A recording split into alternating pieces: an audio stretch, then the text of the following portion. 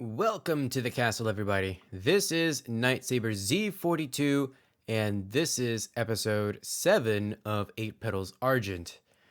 There really isn't a whole lot to say, so we're just going to jump right into it. I got a feeling that we're pretty close to the end, so let's jump on in. Previously, Monterey has battled rats, snakes, blood ticks, cadavers, and poisonous mold. All of this brings him to his final destination, a black pool where he finds the deep winter crest. As he leaves the blackened pool, he notices some of the black water has etched itself onto his arm, giving him the charm of kinship. With his objective in hand, Monterey makes the trek back to the surface, where time is of precious concern. He manages to meet back up with Rufio, Latchboy, and Belle. It is almost dawn, and any moment the watch will be upon them. Will he and his friends make it out on time?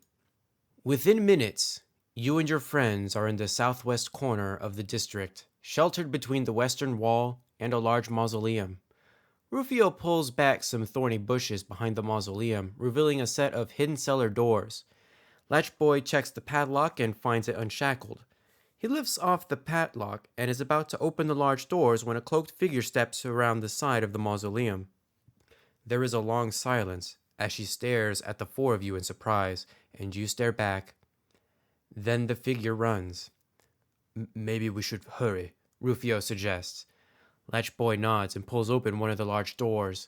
It makes not a sound, as though the hinges were recently oiled. The four of you hurry down the stairs and into a dusty tunnel. You feel your way westward in the light of Rufio's glowing eyes, and soon come to the tunnel's end. Rufio fumbles with the mechanism in the wall, which you think might open a door. However, a moment later, the ground beneath you rumbles, and you find yourself riding in an elevating platform upward. Above you, a pair of doors opens as you rise through them. You find yourself inside a mortuary. 3 tables look like they served as embalming stations, and a stack of several mahogany coffins stand against one of the walls. It's too early for the mortuary to open, but there are signs of recent use. Latchboy searches the front room and pockets a pair of delicate merchant scales before discovering a mess of shattered glass on the floor by the back door. Someone broke a window to reach the door latch inside. Whoever was using the secret tunnel into the cemetery district last night, it wasn't someone with a key. Belle peeks out of the front curtains and reports there are suspicious people lurking down the block. Rufio suggests that the back door is safest. Your destination is the nearby home of your old friend Summer. Getting there will give you a moment to catch your breath and assess your next move. We are not going to search because we don't want to be here when people start coming in. So we're actually going to leave the mortuary by the back door. We're going to follow our friends. You follow your friends into the nearby alley, behind the old Ridgevskin mortuary. You are near to the home of the gang's ally, Summer. You wonder aloud at the number of suspicious loiterers in the area as the four of you slip through narrow gaps between buildings, climb to overhead walkways, even sliding down a sturdy drain pipe at one point. I see them too. The Perrytons are a larger gang than you remember. They've recruited dozens of new members since you left Waterdeep. They've also got many of the locals intimidated into spying for them. It's not unusual to see them about, just not in these numbers. As you enter the familiar alley that passes under Summer's home, you see that recent construction has removed the old staircase that led directly there. Now, the four of you must climb to a rooftop garden to reach a walkway that crosses the alley, which in turn leads to her balcony. You climb the narrow staircase and wait, keeping low to avoid being in sight of the street below and watching in all directions for any sign of pursuit. When you're confident no one is watching, you follow your friends across the narrow walkway to the balcony. Flowering vines grow from planter boxes here, forming a colorful frame around Summer's front door. Rufio makes a coded knock on the heavy oaken door. A moment later, the door opens to reveal Summer. You recognize this tiefling from years back. She has been a friend to the Slipstone Gang for as long as you remember. Summer looks as though she aged far longer than the time you were away from Waterdeep. She wears her years roughly. Her wrinkles are not those one gets from a lifetime of smiling. Across her left cheek are 2 long, thin scars, an injury taken while you were away. Summer welcomes the 4 of you with a smile. You enter her cozy apartments, decorated with an enormous number of plants and several stands holding musical instruments.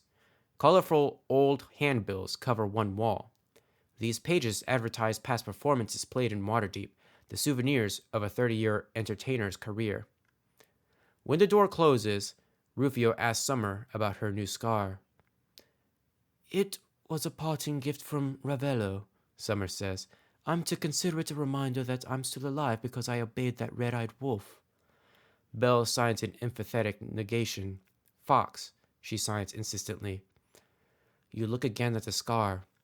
It could not have come from a mundane source, or Summer would have cured it with a spell.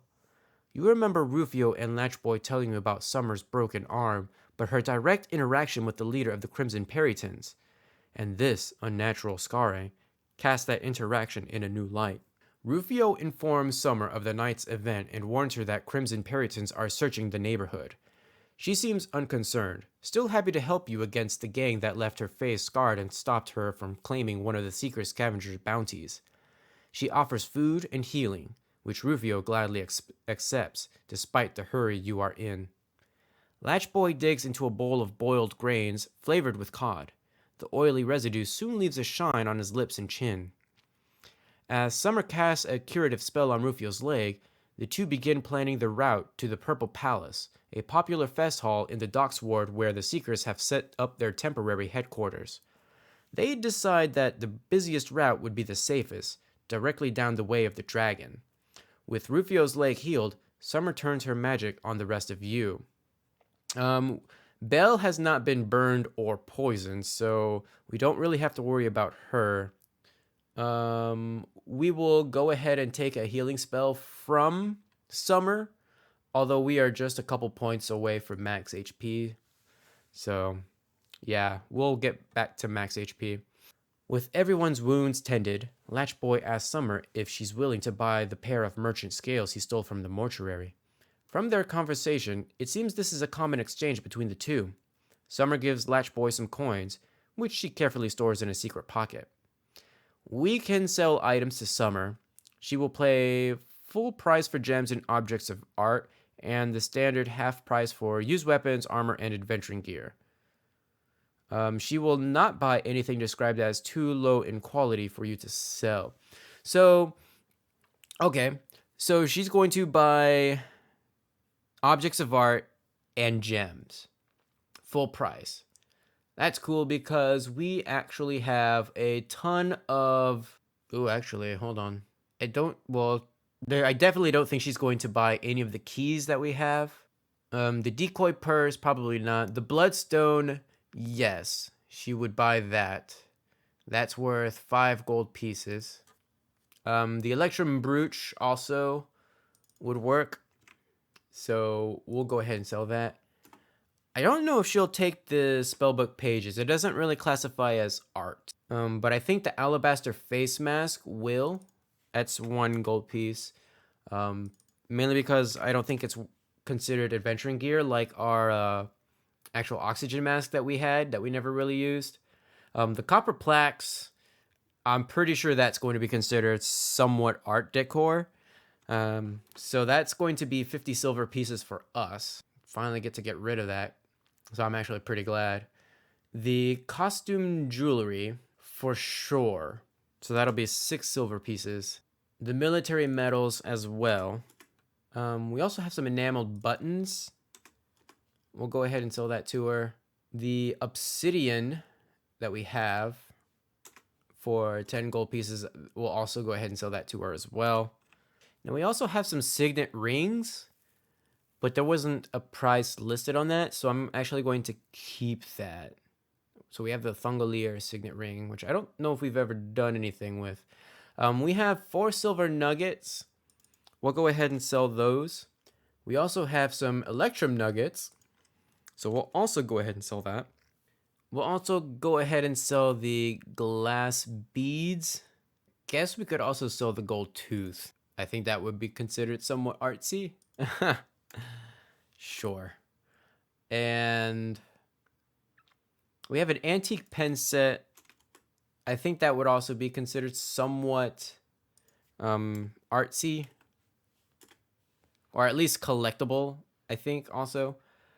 We also have the quartzite dice set, but I think Monterey is going to keep that. And we'll also sell the platinum ring. I forgot we had that. So we made quite a bit of a haul this time. So that's pretty good. And basically anything else that we have, I am just going to kind of drop it, basically. She can hold on to it for us. Alright, and with that, we actually get to make it all the way to Chapter 3, A Day of Wonders. With your route decided, the four of you prepare to take your leave of Summer. You offer your thanks for the protection of her safe house and arrange your gear. However, before you go, Summer has one more gift, the use of her costume wardrobe. She opens a sliding panel in the wall, revealing dozens of cloaks, robes, and other outfits. Rufio picks out some large, lightweight cloaks and he hands one to you. Matchboy is delighted by the available makeup and prosthetics. With Summer's help, he is soon sporting a bushy mustache and has a heavier brow, totally changing his appearance. Belle tries a wiry beard, the closest one to her natural hair color, but no one seems to think it matches her sleek, straight hair. While they argue, you peruse the options, eventually finding a disguise you think will be effective. So we get to basically change. You must trade your current set of clothes for the common clothes, costume clothes, fine clothes, or traveler's clothes provided by Summer's wardrobe. We're gonna choose the fine clothes. Yes. That seems quite fine. Make a charisma check to determine how effectively you wear this disguise. Add your proficiency bonus if you are proficient with disguise kits. Oh boy. So, okay. So basically this will determine what our new disguise rating is. Well, that's kind of silly. So let's go ahead and roll our charisma, which is actually at 10, so we get no bonuses whatsoever. Oh boy. We rolled a 7. You leave Summer's apartments by a side door, crossing a walkway to a neighboring tenement and descending the stairs to street level. The morning sun is starting to peek up over the tall buildings, and growing crowds are starting to fill the streets. We need to hurry, Rufio says, taking the lead. You and your friends walk south along the streets of the Tusks. When you get to the high road, you notice a trio of red-haired halflings lined up with others who are waiting for the parade. Their dyed hair makes them easily identifiable as Crimson Perrytons. The moment you make eye contact, you know they have spotted you. You alert your friends, who pick up the pace. Suddenly, a speeding projectile shatters against a stone wall beside you. People in the crowd begin to look around, not sure what just happened. When you glance back, you see the 3 red-haired halflings following you. One appears to be readying a handful of darts beneath his voluminous cloak. The others are holding forward and the side of their cloaks to conceal their own darts, which they aim at you. Because you are the farthest back of your party, they both throw their weapons at you. Alright, so each attack has a +3 to hit, but we roll with a disadvantage because of their range. So have fun with that. Alright, the first one will miss. The second one will also miss. So, cool. I'm so glad they did not hit. Crowds on both sides of the street are looking south, eagerly awaiting the parade. With all eyes focused in the same direction as your travel, no one is stepping aside to let you by. The 4 of you must push through crowds, drawing complaints and yells from jostled people. Eventually, tired of the delays, Rufio leads you into the middle of the street and the 4 of you start to run. You hear a watch member blow a whistle and yell at you to get off the street, but he's too far behind to stop you. Waterdeep's normal parade route starts at the docks in the south and stops at the central market, or it continues to a point just before the slums of the Field Ward at the city's north end. The normal route follows the boundaries between eastern and western districts, except here in the Trades Ward, where parades pass through the city's largest and busiest intersections. Running down the center of the street, you completely bypass the press of the crowds on the sidewalks. There's something liberating about it. You've never walked these roads without traffic slowing you.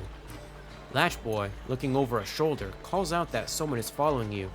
When you look back, you see 2 humans and 2 halflings running down the middle of the street in hot pursuit, their cloaks flapping. A bit behind them, 2 members of the watch are also trying to catch up. Unimpeded by traffic, all 3 groups are currently matching pace. You wonder if the street will stay open all the way to your destination, but it quickly becomes clear that it will not. Ahead of you, far down the way of the dragon, you see the head of the parade moving toward you. You are running down the center of the way of the dragon, heading straight toward the oncoming parade.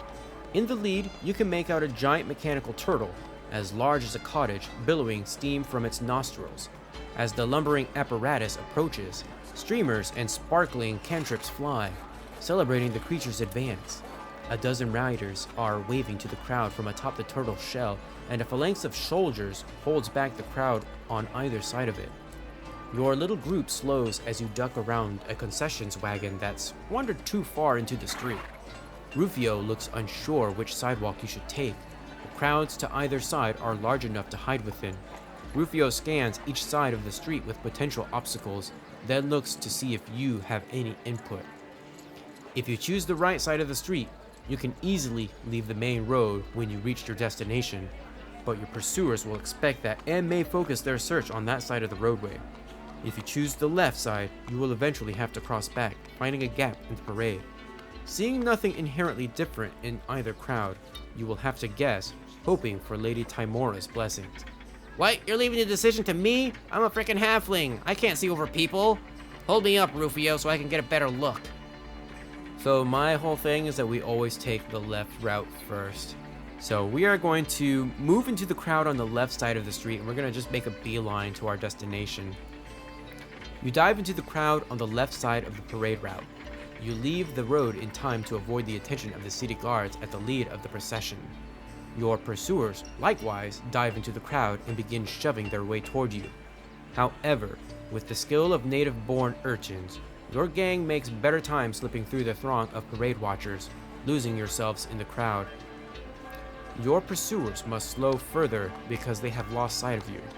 They must scan down each alley to make sure you haven't left the way of the dragon.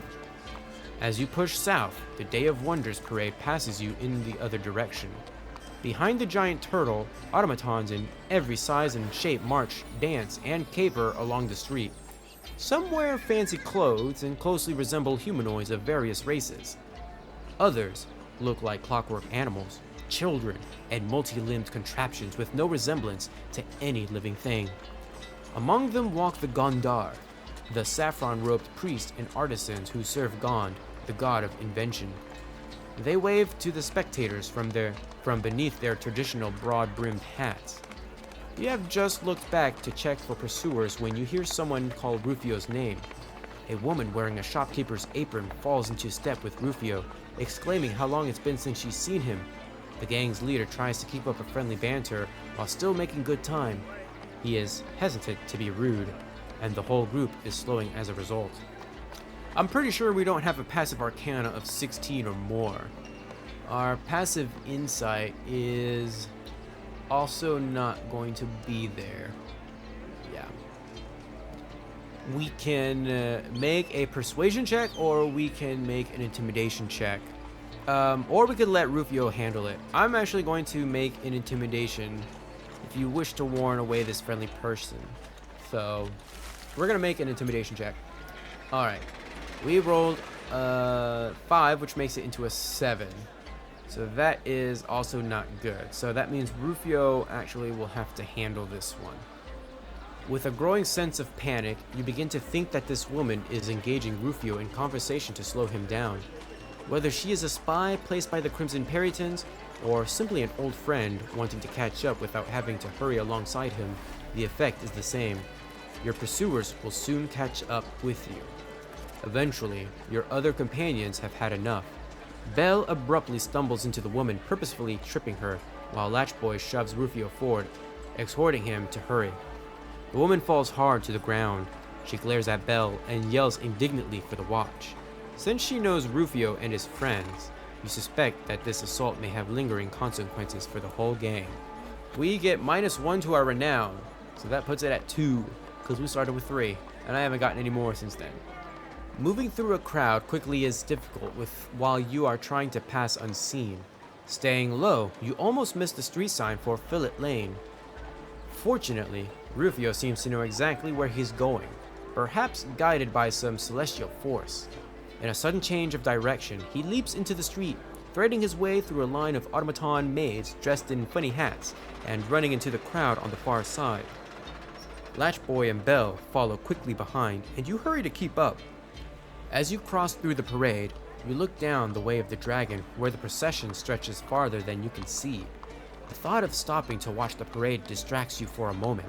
You won't get another chance to see a sight like this until next year. Then Belle grabs your wrist and urges you along. You reach the far side of the street, and the 4 of you push your way into Fillet Lane. Once through the crowds, Rufio slows, breathing heavily. The other 2 are similarly tired from running so far through the city. Now, almost at your destination, you finally allow yourself to believe you will make it on time. At the intersection west of you, the 11 lanterns of the Purple Palace finally come into view. You have almost reached your destination when you hear a distant cry of a hunting hawk rising above the din of the nearby procession. The hunting hawk's warning is something you haven't heard for years. The gang reacts instinctively by changing direction, moving south off Fillet Lane. You follow your friends into the interior of the next block, and Belle leads you to a secluded hiding place behind an old perfume shop. There, the 4 of you stop so Rufio can commune with Asker, his celestial ally circling high overhead. He concentrates on the sky for a long minute before speaking. "They've got the Purple Palace surrounded. The Perrytons are watching to intercept anyone turning in the prize. If I didn't have Asker spying too, I might have missed that suspicious cobblestone repair crew. They're all wearing hats to cover their red hair. Asker says those sailors in front of the old Zoblob shop have been loitering since dawn. I assume there are more spies than that. They're either watching for us specifically, or they're trying to dissuade anyone who looks like they came to claim the Seeker's bounty." Belle suggests just walking in, her hand signs showing disdain for these spies. She tugs on her fake beard, insisting your disguises are convincing. Latchboy suggests another approach. "Perhaps the rooftops," he says. "There were clothes lines across Fillet Lane. We could get over to the same block with a bit of balance work." "We might try to get behind the block, then come in the back way from the Snail Street," Rufio says. "Asker sees several people in those alleys, but they don't look like Perrytons. Whatever we do, we need to decide now. Time is short." Your 3 companions look to you for insight on this decision. We're not going to rely on a disguise. Sorry. They already saw through it the first time, so we're not going to do that. And I don't think... Well, actually, yeah, we're going to go ahead and go over the rooftops. That's a risk that we are definitely going to take. So we're going to climb to the rooftops and cross Fillet Lane using the clotheslines. Some of you might not make it, but that is a risk that Monterey is willing to take. You find a rickety staircase nearby, one that takes you to a rooftop where locals prepare laundry for drying. A series of lines stretches across Fillet Lane. They're pinned on linens and other clothing drying in the sun. Latchboy, supremely confident, steps into one of the lines and begins to walk across it, arms stretched out for balance. Rufio and Belle each take different lines, hanging beneath and wrapping arms and legs securely around the heavy cords. You pick your own line and check that its fastening is secure before starting over. Okay, so we have 2 options.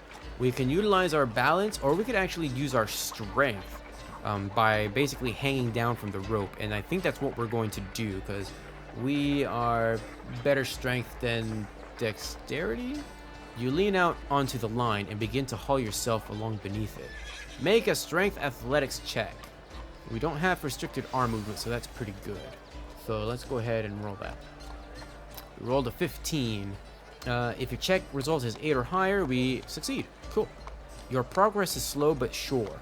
You reach the far side of Fillet Lane, where Latchboy waits to help you onto the solid rooftop. Rufio arrives next, followed by Belle a minute later. You have reached the city block that contains the Purple Palace, with no one seeming to have noticed. From there, it's simply a matter of moving quietly as you cross some clay-tiled roofs to get to your destination.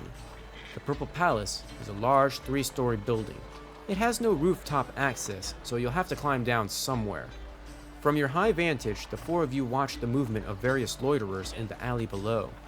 When you find the right moment, you each descend a sturdy drain pipe in turn, reaching the alley's cobblestones just a wagon's width from the back door of the Purple Palace. A vigilant door attendant stands at the back door, underneath an awning. The large human wears elegant silks over a functional suit of scale mail armor. A heavy truncheon hangs from his belt. The attendant must have watched each of you descend the pipe, although he appears ready to deny entry to any riffraff, which you think pipe climbers like yourselves might qualify as. Rufio approaches the man with confidence. Rufio speaks briefly with the door attendant. He flashes something in his palm that you can't see. You presume it is the Deep Winter Seal. The door attendant reaches back to open the door for the 4 of you, and you hurry inside with your friends. Examining your surroundings, you see that silk draperies and thick carpeting decorate the fest hall along its walls and floor, all of it in shades of lavender. Gauzy hangings separate sections and heavy perfume saturates the air. In one corner, a musician plays a soft lute, contributing to the ambience. Several more guards, dressed identically to the door attendant outside, stand around the room, adding a discordant menace to the lavish space. You get a good look at the badge worn by the closest of them. We have a red shield. We can make a history check to learn more about that. We actually rolled a nat 20, which brings it down to 19. Let's go ahead and take a look at that. The Red Shields are an organization of merchants and mercenaries based in Scornubel. Also called the Caravan City, the Red Shields' headquarters is well positioned to exploit trade, sitting east of Baldur's Gate along the river Chionthar, and southeast of Waterdeep along the Tradeway. Trade also passes through Scornubel from eastern on and the Dragon Coast. In addition to accompanying caravans from Scornubel in every direction, the Red Shield's many trained warriors serve as auxiliaries for Scornubel's standing army. Waterdeep is the northern extreme for the Red Shield's caravan routes. The fact that their mercenaries are working for the Seekers in this location implies that the Seekers came to Waterdeep from the south, either through Baldur's Gate or even far away on. The Red Shields are known for their frequent conflicts with the Yuan-ti, a foe they will go out of their way to oppose whenever detected. A fest hall host approaches you, asking if you've come to eat. Rufio again shows the Deep Winter Seal. The host nods and points to an exotic water clock standing in a corner. You have arrived with less than an hour before the scavenger hunt's deadline. To this, Latchboy gives an excited whoop, drawing attention from patrons sitting at nearby tables. It is then you notice that almost none of them are eating. Most seem simply to be waiting for something. After a short conversation with the host, Rufio leads your group to a table that the host points to.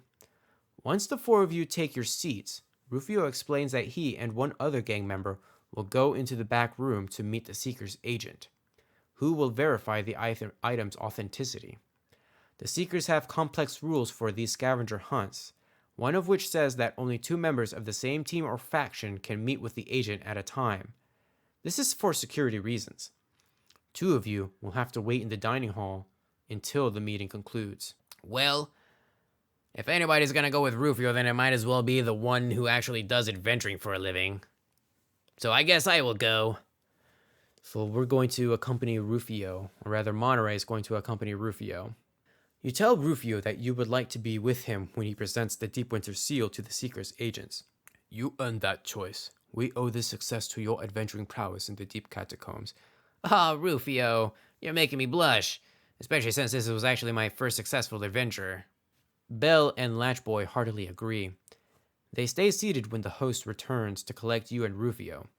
The host leaves a paper menu on the table, but your friends do not order food. If they could afford it, they are too nervous to eat. You follow the fest hall's host past gauzy barriers into the kitchen with Rufio right behind you. In the back of a cold storage chamber, a secret panel reveals a stairway that goes up several floors. The host waits for you to enter the stairway, then replaces the secret panel behind you. Rufio takes the lead as you ascend to the fest hall's 3rd floor. At the top of the stairs, you enter a wide office with windows overlooking Zastro Street. A dark-haired half-elf sits behind a desk facing a row of chairs. 2 familiar people occupy the chairs. The first is Ravello, the leader of the Crimson Perrytons, who almost never leaves his lair near the docks these days. The other man is Ravello's overly friendly lieutenant, Bartholomew Quigley, who rises from his seat and nods a greeting as you enter the office. "Another entry for the prize?" asks the agent from behind his desk. "Please, have a seat, and I'll look at your offering as soon as I'm done with this one." The agent points to a pair of chairs somewhat separated from the Crimson Perrytons. You look at Rufio. He shrugs and sits in one of the chairs. "Now, as for this deep winter seal you've brought," the agent says, turning to Ravello and Quigley. "Let me just give it a little check." The elf draws a slim wand, tipped with a pearl, and waves it over his desk. You now notice a heavy ring sitting there, the target of the agent's spellcasting. A minute later, he determines the ring to be inauthentic. "Alas, gentle souls, whoever sold this ring to you has played a trick. I regret you came all this way for nothing." "Surely there is some doubt," Ravello says. "but that will not prevent us from negotiating the authenticity." Ravello's lustrous tenor seems to resonate in the air, or rather, Ravello's lustrous bass seems to resonate in the air. "Our business is done," says the agent. "You can find your way out. I have another appointment to attend once I've refilled my tea." Bartholomew Quigley seems surprised by the sudden dismissal. He looks at Ravello, as though expecting an argument. However, Ravello says nothing. He watches as the agent picks up a porcelain teacup and descends the stairs. Once you and Rufio are alone with the Perrytons, Ravello turns to you. "What a fun reunion. Just give me what you have. I'll make sure you and your friends are rewarded, protected even." Ravello extends his hand, as though expecting you or Rufio to hand him something. Make a wisdom saving throw against Ravello's charm. We got a 13. If your result is 12 or higher, we pass. Cool. Awesome. You feel hypnotic power in Ravello's voice, but you resist it. Looking at Rufio, he seems he hasn't succumbed either. When neither of you offers anything to Ravello, the leader of the Crimson Perrytons retracts his hand with a look of disappointment. "I should have known better. You haven't taken any of my offers, Rufio. Your friends are hungry. I know your rent is overdue. Why do you continue to resist me?" Rufio's expression is stony. "We're fine. We don't need your generosity or your guidance." Your friend looks at you for a moment before adding, "It's nothing personal." Undeterred, Ravello slaps Quigley on the shoulder and says, "Give him that necklace you found." Quigley's smile brightens and he digs into a pouch for something. He hands a golden necklace to Rufio. Your friend inhales a long, deep breath and stares at the glittering chain that dangles through his fingers. Whatever the necklace means, the sight of it has kindled some deep feeling in Rufio. Just then, the Seeker's agent returns, his teacup brimming. He seems surprised to see the 2 Perrytons still present. "We thought we'd wait to see how it goes," Ravello says, cutting the tension in the room. Rufio clenches his fist around the golden necklace, and you think he might say something to the Crimson Perrytons, but instead he turns his attention to the Seeker's agent. The agent doesn't object to the Perrytons remaining. He holds out a hand, into which Rufio places the Deep Winter seal. The agent makes the same gestures with the same wand, checking the item's identity. You watch in anticipation. When the agent's spell concludes, his expression looks mixed. "This is surely the Deep Winter seal for which the Seekers have offered a substantial bounty," the agent says. "However, the magic of this item is not what the Seekers expected. Before I can make a judgment, I must consult with my employers. The agent hands the Deepwinter seal back to Rufio. I am extending the deadline for this bounty until this time tomorrow. Return then, and I will have their answer. Rufio cradles the heavy ring in his hand, contemplating the dangers now facing the Slipstone Gang. Your friend's possession of the Deepwinter seal will soon be widely known. You doubt returning tomorrow will be as easy as the agent makes it sound. In truth, it wasn't exactly easy to get here today. Ravella grins in anticipation. In addition to the Perrytons, a dozen factions in the city might rouse themselves to intercept this prize. You wonder how things could get any worse. As though the gods are responding to your thoughts, a loud commotion breaks out downstairs. Deep voices are shouting, and you hear the heavy thud of furniture falling over on carpeted floors. Through it all, high-pitched whistles pierce the angry din. It sounds like the Watch is raiding the Purple Palace. The five of you move to the window. Watch members fill the street below wearing their customary colors, white, yellow, and green tabards over chainmail armor. Already they are escorting Fest Hall patrons out, walking each one between a pair of Watch members. An officious-looking human holds up a parchment as they pass, as though comparing a sketch to each of the faces he's seen. When Watch members escort Latchboy and Belle out, the official with the parchment directs them toward a wagon. Watch members load your friends in, and the wagon rolls away under heavy guard. To be continued.